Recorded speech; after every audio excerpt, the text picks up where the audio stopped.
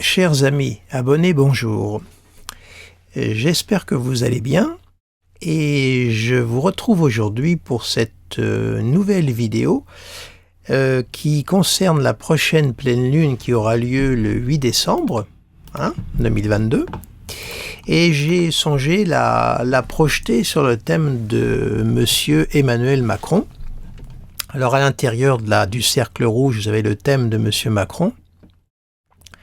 Et à l'extérieur, l'état du ciel au moment de la pleine lune qui aura lieu, donc le 8 décembre, c'est-à-dire exactement dans 6 jours, puisque j'enregistre cette vidéo le vendredi 2 décembre et il est exactement 15h41. Alors donc, qu'est-ce que ça donne dans le thème de Monsieur Macron, cette pleine lune? Alors vous voyez, la pleine lune, elle est ici, voilà, l'opposition Soleil-Lune, comme c'est le cas pour chaque pleine lune, et elle englobe Mars dans son cycle, puisque Mars est au plus près de la Terre depuis le 1er décembre, il est à peu près à 87 millions de kilomètres de la Terre. Sachez qu'il s'éloigne à peu près à 401 millions, et là il est au plus près de la Terre, et généralement, lorsque Mars se rapproche de la Terre, il y a toujours des événements d'une extrême sensibilité, autant des événements d'ordre naturel que des événements d'ordre collectif. Bref, il y a, si vous voulez, une accentuation d'un état d'agressivité, de tension, d'impatience, etc., etc. Tout ce qui relève, en fin de compte, du clavier de Mars. Et pour Monsieur Emmanuel Macron, que voit-on? Eh bien, on voit que cette pleine lune s'aligne pile sur son Neptune natal. Vous voyez, son Neptune est à 16 degrés et nous avons une pleine lune qui se fait à 16 degrés. Alors, qu'est-ce que ça veut dire, cette pleine lune qui s'aligne sur un Neptune natal? Eh bien, ça veut dire que les décisions que M. Emmanuel Macron va prendre à partir de ce cycle de lunaison ne vont pas forcément être des mesures très rationnelles. Tout au moins, je dirais que la maîtrise, la rigueur, l'intuition ne seront pas forcément bien dirigées. Ça peut être des prises de décision extrêmement, je dirais, débordantes, exagérées. Il y a ce qu'on appelle l'amplification neptunienne qui s'en mêle. Et en plus, il y a Mars. Donc, il y a un contexte à la fois de grande tension. Mars, c'est la guerre, et n'oublions pas qu'il y a toujours cette guerre entre la Russie et l'Ukraine qui est là, et ce n'est pas très loin de nos portes, donc il y a quand même ce climat de guerre qui est là, et donc on peut dire que la conjugaison de Mars à cette pleine lune a entre guillemets, je dis bien entre guillemets, une logique par rapport à la situation qu'il a à gérer. Bon, mais en même temps, le fait, vous voyez, j'ai pris l'éthique de langage du en même temps, vous voyez, je vous dirais que ça s'impose dans la circonstance. Et donc, dans le même temps, il y a quand même Neptune qui est concerné. Or, dans le thème de M. Macron, on voit que Neptune est le maître de la maison 2, et la maison 2, là, reçoit le transit de Jupiter, elle a l'encadrement de Jupiter-Neptune. Or, nous voyons également que ce Jupiter ne lui est pas vraiment favorable, puisqu'il est au carré de son opposition Soleil-Jupiter natal. Vous voyez, donc il y a de l'opposition, il y a quand même un contexte, je dirais, pour lui, de contestation très très forte. Ce Jupiter est au sesquicarré d'Uranus et au semi-carré de la Lune. Voilà. Alors il envoie un trigone au MC, un sextile à l'ascendant. C'est pas forcément des éléments très très forts dans la circonstance. Nous voyons également que la Lune natale reçoit quand même le transit d'Uranus toujours, lequel est à l'opposition de la position natale. Vous voyez, donc on voit que M. Emmanuel Macron n'est pas dans une position de force. C'est comme si un peu la situation lui échappait, lui glissait entre les doigts, Soleil et Neptune. Et puis Neptune, c'est le monde de la finance, c'est toutes les décisions, autant au niveau des énergies que de la finance, parce que Neptune est le maître de sa maison 2, et que Neptune est quand même dans sa maison 10, son natal. Donc il y a un rapport sur le plan international également. Donc là aussi, attention aux décisions qu'il va prendre sur le plan international, parce qu'elles pourraient là aussi être mal orientées, mal dirigées, et avoir des conséquences assez lourdes par la suite.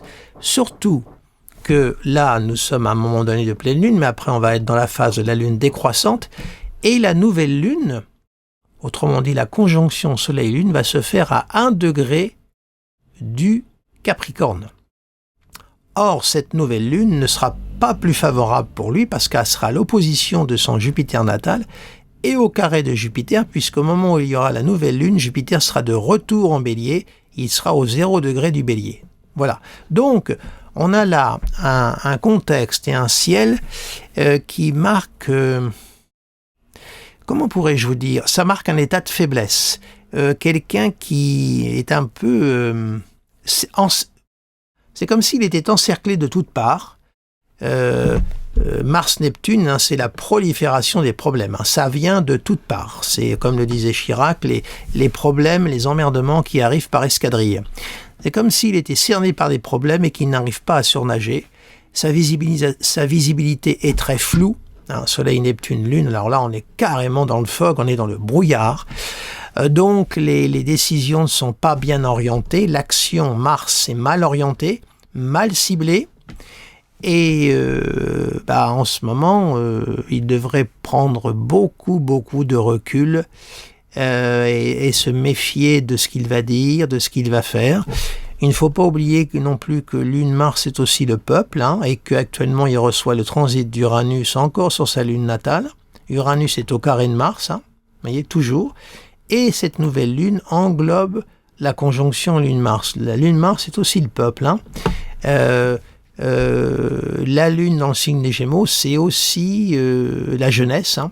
Alors, cela étant dit, sur un plan plus général, mais là c'est vrai que je suis sur le thème de M. Macron, on voit les révoltes qu'il y a dans différents pays, hein, notamment en Chine, mais ça je vous en ai parlé dans ma vidéo consacrée à la pleine lune. Donc je vais revenir à l'objet de mon intervention présentement. Donc M. Macron là est dans une phase qui n'est pas bonne du tout, mais vraiment pas bonne pour lui.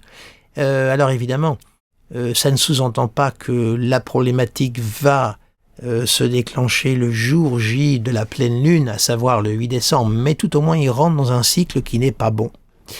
Tout au moins qui n'est pas bon, qui est fragile pour lui, et la lune c'est aussi ce qui régit toute la part affective, hein, la part inconsciente, hein, on est en plein avec Neptune. Hein, donc, comment dirais-je ? Il est dans une période actuellement où il ne faudrait pas qu'il prenne de décision qui ait un caractère définitif, vous voyez, parce que à mon avis, ça va faire un flop. Quand je dis un flop, le mot est faible. Hein. Les conséquences de ces erreurs d'orientation pourraient avoir des conséquences fâcheuses pour nous par la suite, parce qu'actuellement, vous voyez, Pluton est de retour dans sa maison 12, 26 degrés, mais l'année prochaine, il va passer sur son ascendant. Et là, attention aussi, tout ce qui est encore dans l'ombre, hein, comme je dis toujours, hein, ça je démords pas, hein, il a un Pluton qui part de la 8 et qui arrive là, il va y avoir un moment, il y a des choses qui vont commencer à remonter en surface. Et avec Pluton, c'est pas toujours reluisant. Hein. Alors là, on voit qu'il y a encore l'affaire de... Ah, excusez-moi, j'ai un trou de mémoire, là j'ai un blanc sur les cabinets, vous savez, les cabinets de conseil, là, j'oublie le nom de la boîte, ça remonte en surface, encore de nouveau. Hein. Alors c'est plus ou moins contenu grâce à ce Pluton 12, mais attention, ça ne va pas être contenu ad vitam aeternam, ça m'étonnerait, beaucoup. Hein. Donc, comment dirais-je, là on est dans un moment, ça va être intéressant de suivre donc les mesures qu'il va prendre, voire même ses déplacements, hein, parce que ça se passe dans le signe des Gémeaux. Hein. Donc là aussi, déconseillé durant cette pleine lune de se déplacer. Hein. Tout au moins, c'est un conseil qu'il faudrait lui donner. Hein. Durant les 2 jours qui suivront même cette pleine lune, de ne pas trop se déplacer, de ne pas faire d'importants voyages. Mais vous me direz, quand on est président de la République, on a un calendrier qui est des fois établi très longtemps à l'avance et on n'a pas trop le choix. Hein. Mais bon, prudence durant ces voyages également. Hein. Donc, écoutez, voilà cette petite note que je voulais vous dire. Hein, mais je la trouve importante parce que tout de même, elle est dans l'alignement, hein, pile de Neptune. Vous voyez, on est en plein dedans. Neptune mène de la 2 et il maîtrise actuellement Jupiter-Neptune. Donc, on est vraiment dans un débordement et ce débordement, voire d'autorité dont il pourrait faire preuve. On voit en ce moment d'ailleurs que on a encore les 49.3 qui sort à tire-larigot, hein, donc en termes d'exercice du pouvoir, on a un pouvoir qui verse dans l'autoritarisme. Tout est passé à coup de 49.3. Voilà. Et là, on a bien la position de ce Jupiter, là, au carré d'une opposition Soleil-Jupiter. C'est l'autoritarisme, voilà, c'est comme ça, et c'est pas autrement. Donc attention, attention, parce qu'il peut arriver un moment où ce rapport de force imposé, eh bien la vague, vous voyez, parce que ça, Lune-Neptune, c'est un aspect de tsunami, la vague pourrait très bien se retourner contre lui. Hein. Dissoudre l'Assemblée, là, dont il est question souvent, là, s'il il passait il actait la chose là en ce moment, il prendrait une tasse, hein. Voilà, c'est clair, hein. Il ne sortirait certainement pas victorieux d'une telle décision, c'est clair. Écoutez, voilà, je ne vais pas vous casser les oreilles plus longtemps avec cette petite note que je voulais vous faire. Voilà, je reste toujours sur mes positions premières concernant M. Emmanuel Macron, je n'ai pas changé d'iota, hein.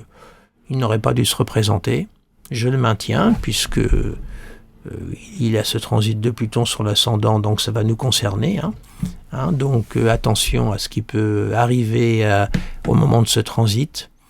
Voilà, écoutez, eh bien, je vous remercie de votre attention. Alors il y a la Lune, et je vous en ai parlé, là aussi, la Lune en 4, c'est le peuple, en 3, pardonnez-moi. C'est le peuple, par exaltation, la Lune est maîtresse de la 4, mais bon, on a quand même ce transit d'Uranus qui est là, qui marque qu'il y a quand même une tension qui est là, qui peut toujours surgir. Bon, on arrive au moment des fêtes de fin d'année, il va y avoir des mesures au niveau énergétique et autres, l'augmentation de la vie, de l'alimentation et tout, c'est absolument hallucinant ce qui est en train de se passer. Donc attention, si vous voulez, pour être très très direct avec vous, c'est une nouvelle lune qui me fait penser à une bombe à retardement. Voilà. Ce Mars qui est lié à cette nouvelle lune là, attention parce qu'il va y rester un petit moment, hein, le Mars là. Là, elle est dans sa phase de rétro, c'est vrai, hein, mais il va rester quoi qu'il en soit dans la maison 4, hein, la maison 4 qui marque l'État, le peuple, hein, Mars va être là et il n'en sortira qu'au mois de mars. Hein, donc il est dans un climat martien, donc attention, ça peut avec Mars, vous savez, éclater à tout instant. Mars, comment dirais-je, c'est de la colère, c'est de l'aspect guerrier, agressif. Mars, c'est pas cool, hein, du tout. Et là, on a l'aspect de la lune insurrectionnelle. Lune Mars, comme le disait André Barbeau, ça ressemble à une lune en bélier. Hein, voilà. Donc, voilà ce que je voulais vous dire. Eh bien, écoutez, je vous remercie de votre attention. Comme je vous le dis à chaque fois, pour les nouveaux venus, n'hésitez pas à vous abonner à ma chaîne YouTube. Comme ça, vous serez informé des nouvelles vidéos. N'hésitez pas non plus à vous abonner à mon site internet, dont vous verrez l'adresse à la fin. Voilà, écoutez, je vous remercie de votre attention et puis je vous dis à très bientôt.